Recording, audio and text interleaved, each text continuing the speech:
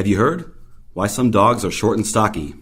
As further illustration of the uniqueness of morphologic diversity within domestic dogs, the results of a recent study in Science show that long ago, a genetic mutation that normally divides a species occurred within Canis lupus familiaris, and this mutation led to a distinctive body type now reflected in vastly different dog breeds. In this case, the trait that results from this mutation is chondrodysplasia, or a short, stubby appearance.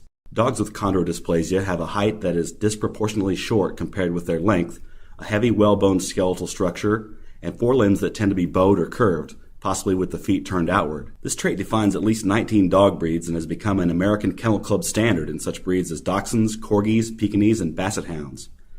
So what causes this trait, and why does it show up in breeds that originated from different parts of the globe?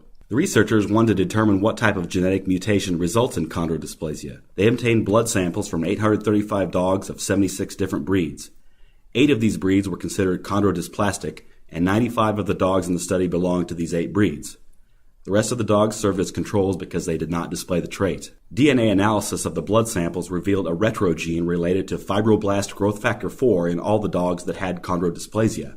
Retrogenes are DNA produced by reverse transcription of messenger RNA. Retrogenes are then reinserted into a strand of DNA, and in this case, the retrogene created was an extra copy of the fibroblast growth factor gene. Most retrogenes cause debilitating mutations, and in cases in which the mutation is viable, it may result in a completely new species. In this rare case, the mutation stayed within the species, adding to dogs' wide range of phenotypic variants. The retrogene was not seen in the control dogs. The researchers think that this retrogene is associated with growth plate calcification early in development, which results in shortened and curved bones.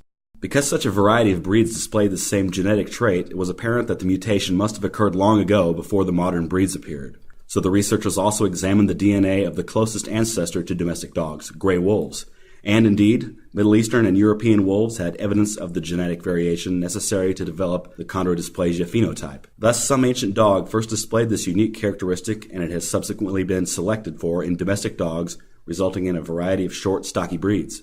The researchers also think a link exists between this condition in dogs and similar growth mutations in people. The mutated fibroblast growth factor 4 gene likely causes fibroblast factor growth receptors to activate inappropriately. In 95% of people with the most common type of dwarfism, achondroplasia, just such an inappropriate receptor activation is seen. Inappropriate receptor activation is also seen in 60 to 65% of people with another type of dwarfism, hypochondroplasia, which causes traits in people similar to those seen in the dogs with chondroplasia. Thus, more intense study of this retrogene may lead to increased knowledge of not only dog but also human growth.